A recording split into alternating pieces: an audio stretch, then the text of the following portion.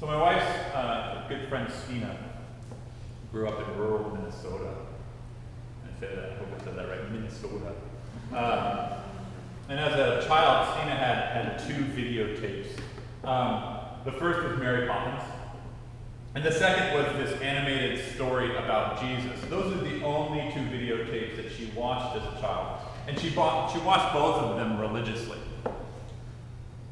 Winter days, those long northern Minnesota winter days, were spent in front of the television. And so she watched these videos so many times that the two main characters began to occupy the same place in her brain.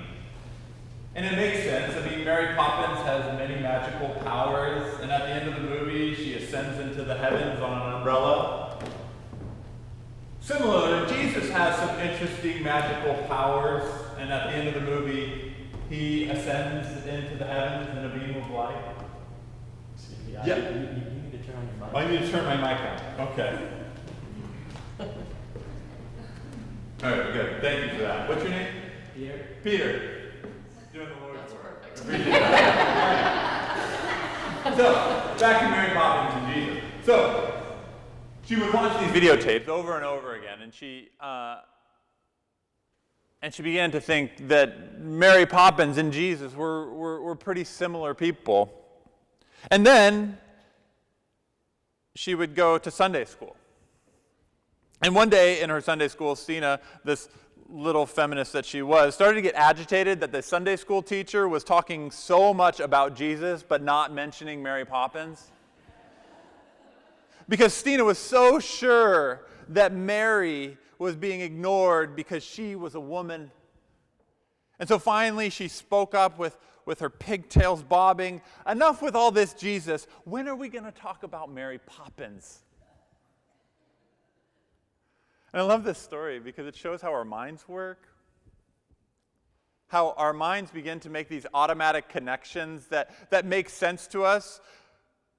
And we don't really have enough details to fill in the story, so we borrow details from other stories. And so when I think about Jonah and I think about the whale, I can't help but thinking about poor Jonah and his father, Geppetto, and the belly of the Mediterranean whale sent by God to teach this little liar a lesson so that he might become a real boy. I think when we come to this passage that's so famous, so ever present in our religious imagination, sometimes we have to find new insight. New ideas that might begin to break up these calcified images that get stuck in our brain. Because when we read the tale of Jonah and the whale, we realize that tradition has made a whole lot out of very, very little. A few short sentences, and suddenly, almost out of nowhere, we read it again and begin to realize that maybe we didn't actually know the story to begin with.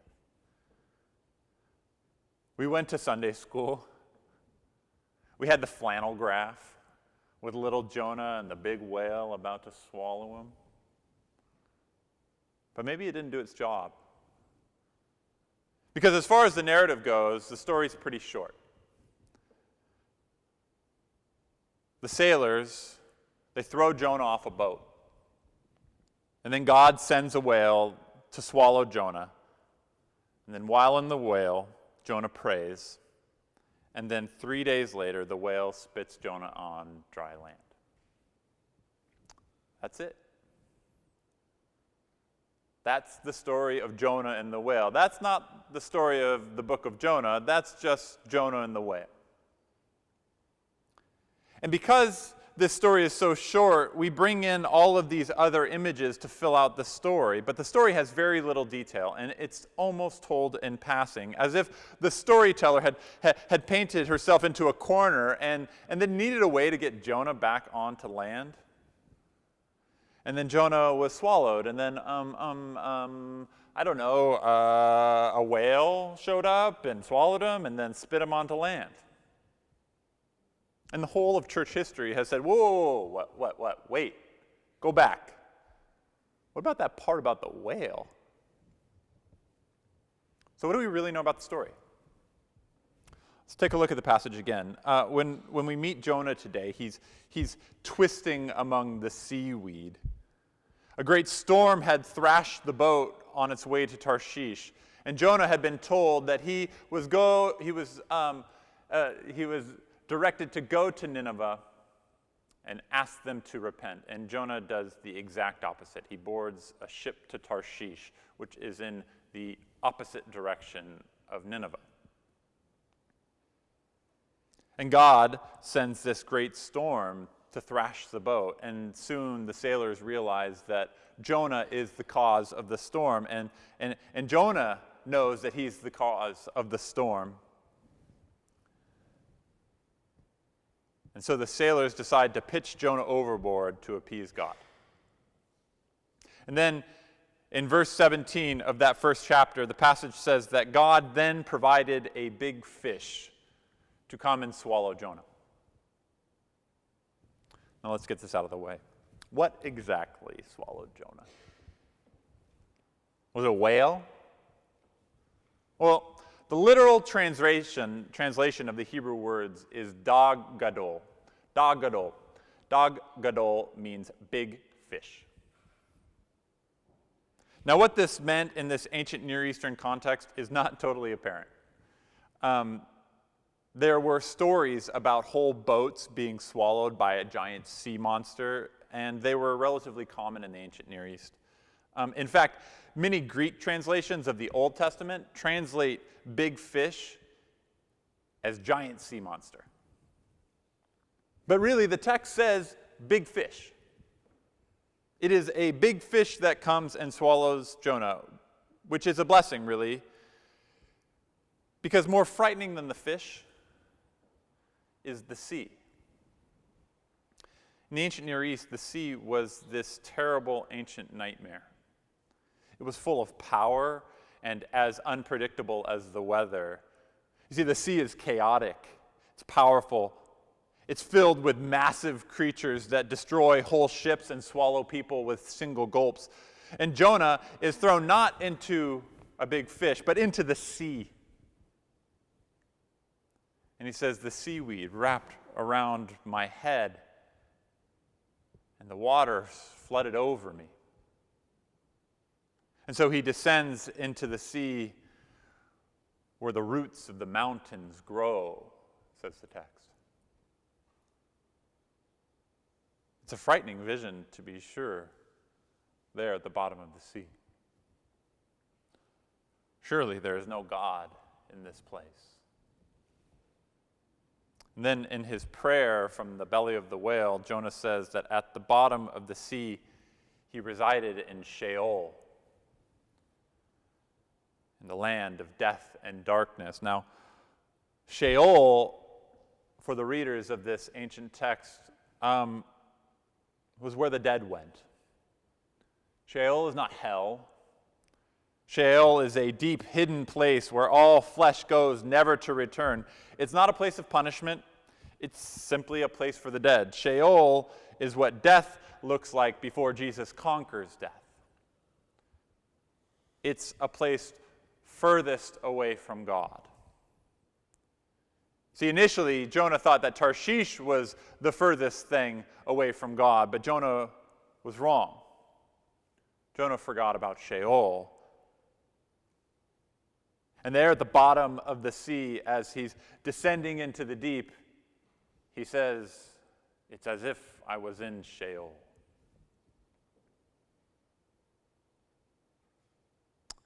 And in the belly of this big fish, Jonah sings a hymn to God about his time in Sheol. Now, some context is necessary to understand why this is so important. The original audience of this book was written by and for the Hebrews who had recently returned from the Babylonian exile. They too had been swallowed up. This great empire comes and carts off all of Israel and takes them east. And for them, it spent like they were spending their lives at the bottom of this great Babylonian ocean. The psalmist says there, by the rivers of Babylon, we sat down and wept. There by the rivers, we can't even sing our own songs. How do we sing the songs of God at the bottom of this ocean?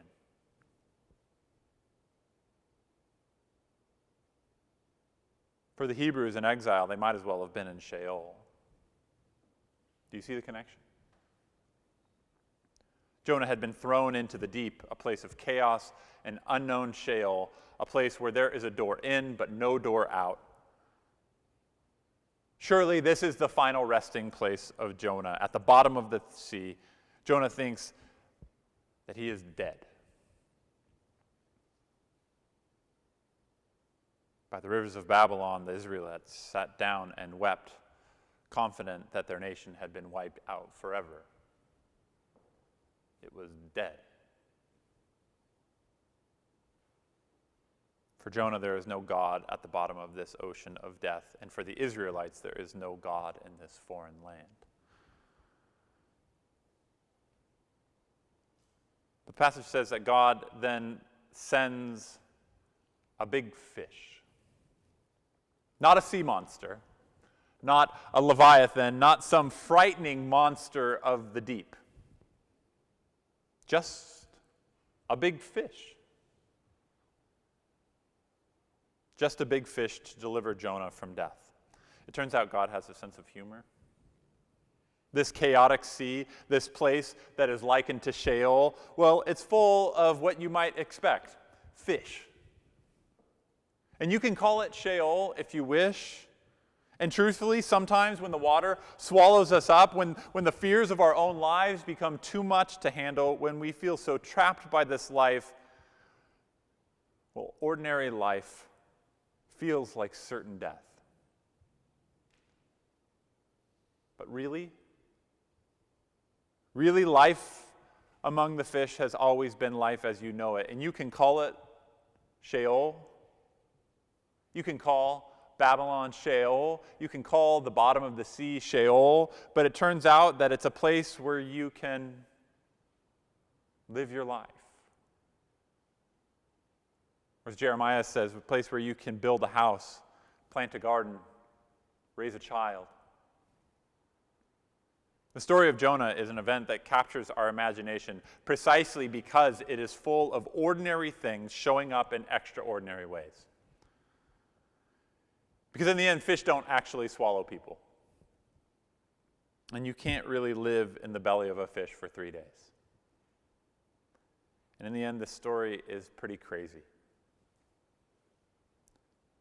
But I think there's another reason that this story captures our attention. I think that part of the point of this story is that there in the extraordinary, there amidst the chaos, there in the belly of Sheol, there in the belly of the whale, there in the very unexpected and extraordinary places in our lives, there where we are sure that we are totally alone, well, that's where God is. Wherever you go in this world, the God of all creation is there before you. There in the most solitary places, there, God is preparing your deliverance. Because in the end, the story of Jonah is a story about deliverance. As Jonah was sinking into the depths of the ocean, he lost all hope. But where there is no hope left, that's where God is. And for the readers of Jonah, there was no hope of returning to their home, no hope of ever leaving Babylon.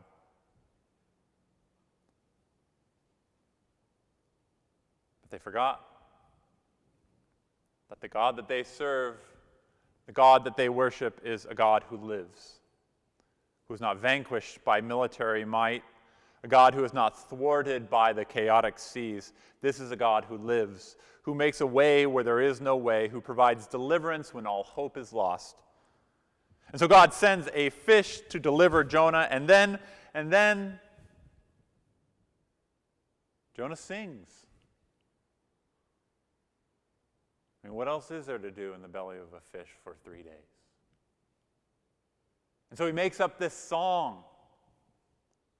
And in the comfort of his own fishy concert hall, he finally sings this song of God's deliverance. Imagine that great big fish swimming along the ocean, the bottom of the sea, and the song of Jonah just echoing beneath its ribs. The song just raising out of the Mediterranean Ocean. So strong is the singing that the great fish spouts God's praises as it swims along. Talk about a whale song. There in the belly of this great, unexpected vehicle of deliverance, a song seeps out into the sea. A song meant for God, but heard only by a few small fish. Maybe a lucky crustacean heard it too. Because whale songs, man, we all got whale songs, don't we? Songs we sing as we were delivered from evil. Songs we sing as we return to the path of God. Songs we sing when the unexpected blessing lands in our laps. Songs of thanksgiving, songs of hope, songs for the journey, whale songs. You see, for much of Christian history, churches were built to resemble boats. I mean, you can look up here, right? It's an inverted boat, especially Protestant churches. And the pulpit of the chapel and the right light, well, it looks like a great bow of a boat plowing through the sea. And when you walk inside and you hear the songs of deliverance of the people inside this boat, the songs of thanksgiving, when you hear the testimonies of the people, the stories of God's great compassion, well, suddenly you realize this is no boat. No, that steeple is no tall ship mast. That steeple, it's a tail. And above us, these right here, look up above us. Those are ribs. This place is a whale. When we come here, we come to remember all the ways that God has delivered us from evil. When we come to worship, we come back to the belly of the great fish so that we will remember the God who has remembered us. The God who would not let us drown. The God who refused to let us waste away in Babylon. Because you see, we serve a living God, and as long as our God lives, then we have a song. Nothing, not even death, can separate us from the deliverance that comes from God. And nothing, not even death, can separate us from this song. And this is what we celebrate in our baptism. The water closes in over our heads, and the seaweed wraps around our heads, and all hope is lost, and we are dead, and we are buried with Christ. But then, when we come up singing whale songs. Redemption songs, resurrection songs. There beneath the water in the midst of death, there we meet the one who can provide the way out. We meet one who has loosed the chains of death, who has stormed the gates of Sheol. There at the root of the mountains, there we meet the subject of our songs. Because sometimes that God shows up in unexpected ways, like a big fish. And sometimes God shows up in positively ordinary ways, say, like a loaf of bread and a cup of juice. But friends, know this. God has promised to show up. And when God does show up, well, then we start singing. Here, in the belly of the whale, we start singing. I mean, really, how can we keep from singing? Would you please rise and sing with me?